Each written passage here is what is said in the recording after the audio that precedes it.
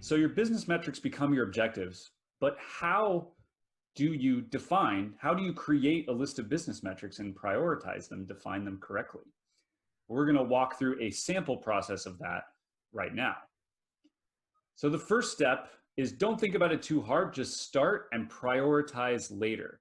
So if I was starting, I might write down sharing and some other things. I'll get this list, right? They're not prioritized. I just wrote them down in the list in the order that I thought of them. So yeah, we got a few things. These all seem good. Say that my business is, I'm in some kind of like education platform business, or maybe a media streaming platform where users are watching videos.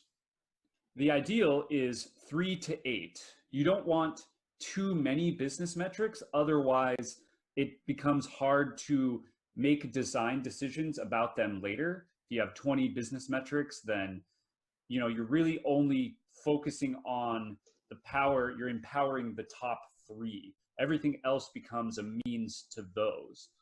So we'll stick with 5 here. So the next step is to put in order of priority, and keep in mind that you want to prioritize the ends and have the means lower. A good thing to do is to start asking yourself a series of questions. And when we work with clients, this becomes a in-depth conversation where we ask these questions and we kind of tease out which ones are the priority and what the impact on the overall business would be. So for example, if your top business metric is doing extremely well, but your middle 3 to 5 are mediocre, are you still successful? So if it was a video streaming platform of some kind, and the top business metric of sharing was doing really well, people were sharing a lot, but the middle 3 to 5 are mediocre. So the users weren't that engaged. There wasn't that much revenue. There was just a lot of viral activity, but the revenue was kind of middling. Is that successful? Maybe you want to have extreme viral growth and this is what you want. But maybe ask yourself, which of these 5 would be the business metric that would define your success? One good example is when I was working with eBay many years back. I was working with their qualities team. So what they're trying to do is they're trying to decrease the frustration of the buyers when there's unprofessional sellers, because they noticed that one of the unique things about eBay is that they sell a lot of little niche products that can't be found on other places like Amazon. Now, unfortunately, these niche sellers tend to be less professional because they think they're just getting rid of stuff from their garage. And so it creates those bad buying experiences. So I was working with the quality team to see how we can improve this process. And so when I asked them about the top business metrics, the first thing they said, well, we think maybe time on page on our seller's dashboard, which is the dashboard that's meant to motivate people to be more professional. And so I thought about that and thought, well, that may not make sense, right? Because if the number 1 priority is time on page, then why don't you just have solitaire in your dashboard, and you'll have a lot of time on page, right? People will just play whatever and they'll have a lot of time on page. So you will actually increase that business metric, but you may not actually accomplish what you want to accomplish as a business. So when you think about being a bit more sophisticated about this, maybe it should be something that you really want to improve, because if time on page is very high, but other things are mediocre, you're not successful. So at the end of the day, they decide, all right, the top business metric is actually reducing bad buying experiences. And that's actually measured by how many people are complaining. And then later on, we're going to talk about how that connects to the desired actions. But here's one example of making sure you have the right business metrics. And then time on page becomes a means to an end to improving that top business metric. So we go back to our example of putting in order of priority. And you look at this, list, does it make sense that this is the right priority? Perhaps revenue is actually more important, because now if your video streaming website is generating lots of revenue and the other business metrics are just mediocre, then maybe that's the thing that matters the most. For a lot of businesses, revenue is the top business metric, because they ultimately need to make as much money as they can to grow in the ways that they want to in order to create the things that they want. Now, the next thing to think of is, are any of your business metrics means to achieve others? Like Yukai was saying about the time on page is the means to achieve the reducing the bad buying experiences. In this case, if we look at this list, we might actually think of putting sharing down one, because sharing is actually something that's driving users, which is driving revenue. That seems pretty good. If we think about the rest of the items on the list, perhaps actually videos watched is more important, in the sense that sharing is actually driving videos watched, which is driving users, which is driving revenue. The next thing to think about is, are there any unwanted consequences to my definition of my business metrics? Now, this is something that can kind of sneak up on you if you don't tease out and talk about what is the impact of my business metrics in depth. One great example is Jack Welch, who is a very well-known, even legendary CEO of General Electric. And in his business, he was famous for the system called rank and yank. So how it works is that every year he rewards the top 20% performers, and then he fires the bottom 10%. So every year the bottom 10% gets fired. And in theory, this could make a lot of sense, right?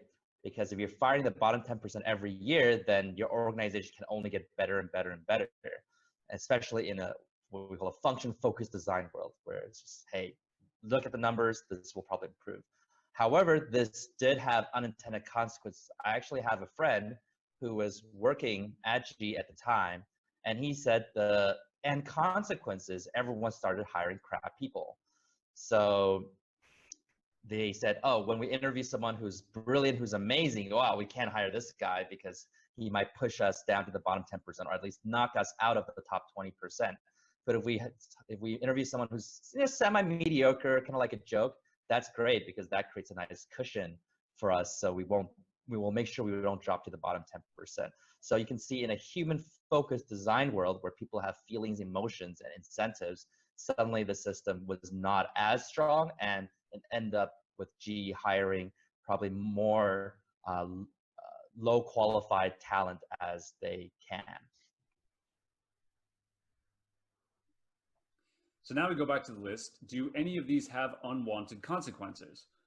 Well, one unwanted consequence could be the idea of revenue. This is also kind of fuzzily defined, but it could be something where it generates a lot of revenue all at once, and then the business is actually flagging later. And this is something that, if a company was going to investors and they got a lot of seed money and they generated a huge amount of money all at once, then that doesn't necessarily make their business successful. So one way to change this would be, call it recurring revenue. So this is something where it's a little better defined and it's revenue that's consistently coming in. Another thing to think about is users is very fuzzy defined. And so maybe what we want to optimize for is new users. And that way, the new user growth will again be very attractive to an investor. But maybe new users, if you just optimize for new users and a bunch of people sign up and then a month later most of them leave, is your business successful? So maybe you think, no, that's not true. Instead, let's focus on weekly active users. And so now the number of weekly active users is actually driving the recurring revenue, which is a much more stable business than what the business metrics could have designed in the previous version of this list. Another thing to think about is videos watched. So videos watched is a great business metric, but say users only watch 2 seconds of each video and then they leave. Then maybe they watch a lot of videos, or they watch a lot but a very little amount of each video. Is that something that is going to drive the business long term? Instead, maybe think about videos completed. So a completed video shows that the user really appreciated the video in its entirety and is likely to keep watching more videos in the future. Another question to ask yourself is, can I add conditions to better target my business metric? So we did this a little bit already with recurring revenue and weekly active users versus the original way they were defined, but we can actually further define them to get more clear about what the targets are. So in this case, we can target 20K per month weekly active users. So now that we hit that target, we can actually make design decisions down the line. The final question that you can ask yourself to really refine your list of business metrics is, are there any fuzzy business metrics in my list? By fuzzy, refer back to the idea of them being quantifiable. Is there something that's not quantifiable here? And yes, the last two items on the list, sharing and buzz, are currently not quantifiable. Sharing could mean any number of things, so let's quantify it by number of users who share on social media. That's a nice measurable business metric that drives the business metrics above it. Buzz, also extremely vague. What could buzz? Buzz could mean a lot of different things. So here we're going to define it, number of blog articles written about this platform. And so now you can see that you have a good working list to define your business metrics. But like we said, in the strategy dashboard, you can come back and tweak things continually. So this is a great one to start, but you don't have to stick with it. You can still keep asking yourself these questions. This is a discipline of understanding that you will get better and better at. Here are some sample business metrics that you can use to brainstorm for writing your own list.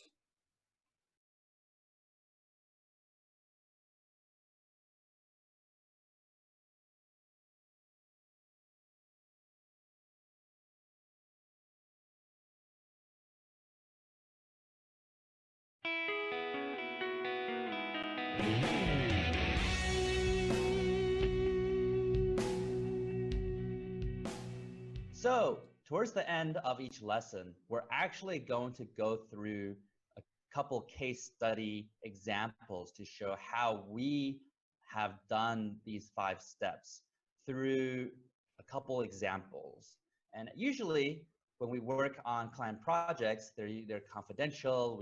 We're not able to share as much, but we are able to get some clients who are very generous, and they say, hey, we'd be happy if you guys share what you did for us in the masterclass. And for most companies, they just don't want their secrets leaking out or the competitors seeing it. But I think some of the companies we work with, they just want to have to make the most impact with audience members and get more people to know what they're trying to do. So here we have a few examples. And of course, also the nice thing is I'm going to show you how I go through those 5 steps for my own project, Octalysis Prime. So one example that we're going to go through throughout the masterclass, and we're going to cover each step on, is a client called ChangeRoots. And ChangeRoots was created because of the political environment in the United States, where after the last election, people in the US have been so split. People on the left, people on the right, people who are liberals, people who are conservatives. And there was a statistic that said 1 out of 6 people no longer talk to a family member because of these political differences. And so ChangeRoots came out, and they believe that the biggest problem in the United States is not any particular issue, but it's how the whole nation is splitting apart and how politicians are being toxic and trying to create tribalism. And this, they call this partisanship, right? Basically, it doesn't matter what's great for the country or the people. you're doing it to protect your own interest and to be on your own side, to make your side better and to beat down the other side. And we notice that usually when you look at a debate, right? When the other side says an amazing point, usually your side does not think, oh, wow, that's such a good point. You know, maybe we should change some of the ways we think about things. The natural reaction is, oh man, that's such a killer point. We need to discredit this person so that that point isn't even relevant, right? And so it's no longer about what is the truth, what is the answer, but it's about separation. And politicians are also incentivized to be negative, because we know that the best way to unite people under you is to create a common enemy and to tell people that, hey, these are demons, they're evil, they don't care about you, they want to destroy the company, the whole country in this case. And then people are like, yeah, we got to band together to fight. So politicians are incentivized to create that partisanship and also the separation. And so Change Root says, no, we want to create post-partisanship. We want to create a system where politicians are wanting to be post-partisan, which is they want to work with the other side. They're also taking donations from smaller donors. They're not demonizing the other side.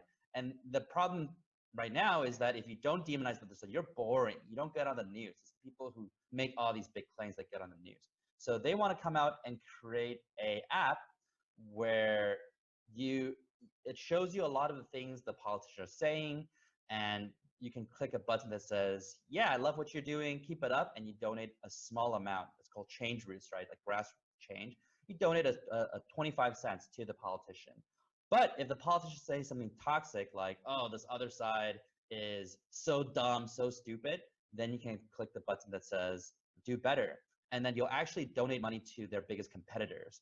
And so over time, the goal is that this amount will go bigger and bigger, and the politician will notice, oh, wow, I have helped my greatest competitor raise $2 million because of toxic things I've been saying. Maybe I should tone down some of that language. Maybe I should use a more reasonable way of talking and not create hate and intolerance among my own audience.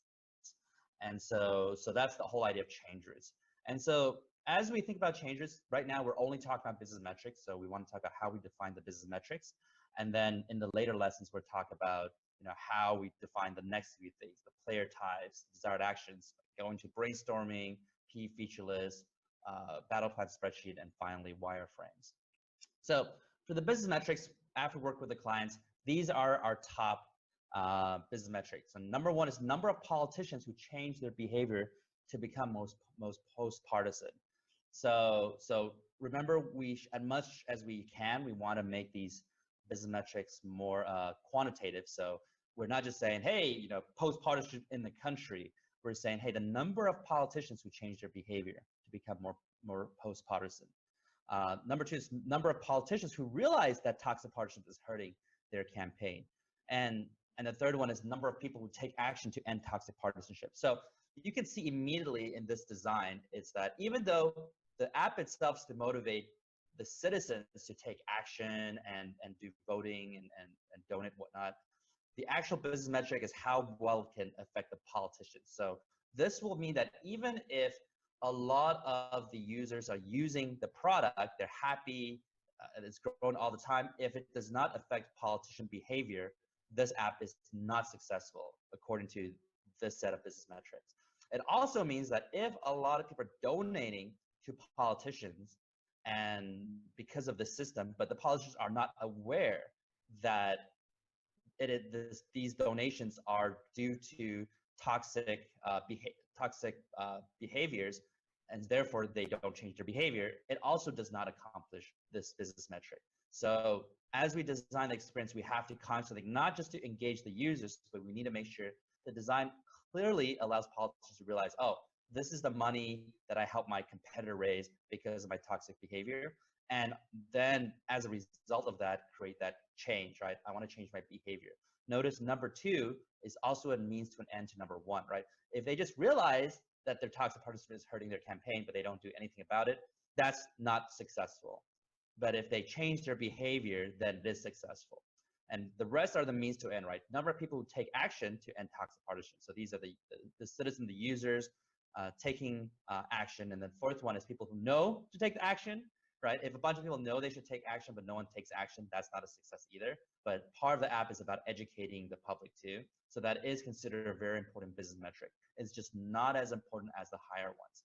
And then finally, it's another social awareness one. Number of people who understand toxic partisanship is extremely damaging to democracy, and the world should shift to post-partisanship. I think a lot of people are still in the mindset of, oh, my side is right, the other side, they're evil, right? And both sides do that. And the idea is that, hey, wait a second, just understand that our separation is the most damaging thing, as opposed to issues we disagree on. And so even that level of awareness is something that Change Root wants to create. So this is an example of change roots. So the next case example I want to show is a product that I worked on myself called Octalysis Prime. And the reason why I created Octalysis Prime is because I wrote my book, and a lot of people read it maybe 2 or 3 times, and they're asking, what's the next journey, right? What's next beyond that? And I'm like, oh, well, I guess there's a lot more I want to share. Again, the book is about 15% of my knowledge base, and I want to expand more. So I thought about, okay, creating an ongoing journey for people who are who want to be more dedicated to my work in the Octalysis framework. And at the same time, I felt a little hypocritical saying, hey, you want to learn how to make things super engaging, fun, and motivating? Read this 500-page book. Right. And some people like reading books a lot. I like reading books when I find topics I'm interested in, but not everyone feels like that's the most engaging thing. So therefore I created a gamified island to learn about behavioral design and gamification. And the great thing about it for my audience is that they actually experience all the things I talk. They don't just read about these behavioral triggers, they experience it. They experience daily quests, they experience social boosters, they experience things like a skill tree growing and unlock power-ups. And so some people would read about my work, and they read about some kind of scarcity tactics, like, oh yeah, I could see why some gamers or gullible people fall for this, but I will never fall for this. But then they sign up to my Octalysis Prime Island, and they realize they come to this island 2 times a day, every single day, because they were really hooked in by that scarcity principle. And the idea is that, hey, now you actually experience it yourself as opposed to just read about it. I can share the statistic right here. So far, we have a daily active user over a monthly active user of around 32%. This roughly translates to the idea that if you log in at least once a month, which means you kind of care about this material, there's a 32% chance you're in this island every single day watching my videos. And I've already made more than 700 videos. Now, the golden benchmark in the industry, in the world in general, is Netflix. They're around 40% DAU over MAU. But Netflix is all about addictive entertainment indulgence, right? Whereas Octalysis Prime is about watching my face, talk about different ideas about behavioral science and motivational psychology for 700 videos. So we're pretty happy with this number. We're still improving it every single week and adding more content, but it's something that I feel pretty happy to show the world that, hey, this is an interesting example about how these 8 core drives come into play. We recently also had a member who was telling me that, oh, I'm not a really active member on the island. I don't do as much as other people. So I don't know why my Geomon count would be the highest on the leaderboard. And I said, oh, when did you sign up to the island? And she said, oh, I think like early last year. So maybe about 15, 16 months ago. And I said, oh, and on average, how often do you come onto the island? She's like, I'd say on every day, I at least go on it once to do to collect some of the things and do some of these activities. And I thought, so for the past 15 months, you come to this website every single day, and you feel like you're not a very active user compared to other people. And she's like, yeah, I guess I've been using a lot. So I'm paraphrasing some of that. I know she'll also be part of our masterclass. So I don't want to kind of misrepresent what you said, but that's basically the conversation. And I thought, hey, it is a fun thing that I created where people do spend a good amount of time on it. So when it comes down to the business metrics of Octalysis Prime, we also had to create a list about what is the priority. Now, similar to many other projects, um, my goal in life is to create impact. So the number of priorities, OP members' lives transformed. The second one is financial sustainability, which means that, hey, it should pay for all the staff, right? The engineers, the video editors, the animators, the community manager, all those people. We should be able to pay for things so that we can sustain. So right here, you see that the goal of Octalysis Prime is not to maximize profitability and revenue. And the number one goal is to transform people's lives. So therefore, if we make a lot of money, but people's lives aren't transformed, Octalysis Prime is not successful. Now, on the other hand, if we transform people's lives, and then if, of course, if we don't make enough money and dies, then of course we aren't able to transform people's lives as much, right? Because it's gone. So therefore, the second goal is about sustainability. It's very, very important financially, but it's not as important as the first goal. So if we just exist, but we're not transforming lives, we just exist almost for no reason. And if I had to pick, let's say, if I could say, we run for 1 week only, and a million lives are transformed, but then we shut down. In my mind, I would still do that because that fulfills the highest business metric and why I created it in the first place. And then we go into more of the activities, weekly active users, especially for premium users, because we have a freemium plan. So I want, if people are paying for this monthly, $50 a month, I want them to come back very often every week. And this is important too, because if they don't come back every week, of course, we're not meeting the goals of the lives being transformed. But also, when you do a monthly subscription model, if you don't come back for 1 or 2 months, then you feel like you waste your money, and then you're less likely to want to continue. So making sure people at least come back once a week helps with our financial sustainability. It helps with transforming lives overall. And then the fourth one is referrals per premium member. And we really want to focus on referrals because referrals also means that they're getting value from the Octalysis Prime Island. You would only refer people if you like the experience. And therefore, we see that as a measurement of whether we're creating value, but also obviously as a way of growing the community and becoming a stronger platform.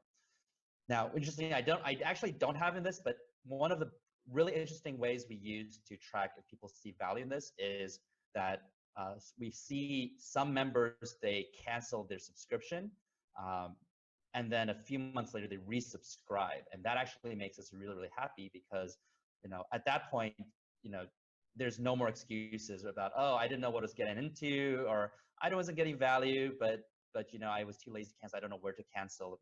You know exactly what you're getting into, and you took all the steps to come back and start paying money. And that would be a very strong metric for us to know if we're doing a good job. But however, that would not be a business metric. A business metric is not how many people leave and come back, right? That would be more like a feedback mechanic for our work, the indicator of how well we're doing and creating value. Now, then we talk about OP members who pay for over 12 months. So if people are willing to stay in the community for 12 months, that means they see value continuously. Like some people do it for 2-3 months and maybe they forget to use it and whatnot, and they forget to cancel. But if you've been in the community for 12 months and you're still going, again, that means you're been getting value and you're becoming strong. The bottoms are other ones: videos completed, freemium upgrades, DAU or FME, which is what I just mentioned, weekly active users for free. I mean, these are just random people who come on and they play around. So it's nice that they're engaged, but they're not our full audience. They're just kind of the people we give a brochure to. But it's important to recognize a few things, right? If we had a lot of referrals to premium members, but we don't have weekly active users, we're not successful, right? If we have, this is important, if we have a lot of OP members who pay for over 12 months, right? These are people who keep paying and paying and paying and paying, but we don't get weekly active users. That means these people are just paying year after year after year, but without really using the product. And so even though it will help with our financial sustainability, it will not help with OP member lives transform. And that's why people who pay for over 12 months is a lower priority than weekly active users. We want people to be active. Now, below you'll see one that says video, number 6 is videos completed, right? And this really means that, hey, if people are watching videos, yeah, we assume they're learning, they're growing, but number one, maybe they don't fully understand the video or they're not applying the learnings in their videos. Number two, it could be 10 users watching 10,000 videos each. And this business metric will go very, very high. But then when you look at the number of OP members' lives transformed, that's not going to be a great number.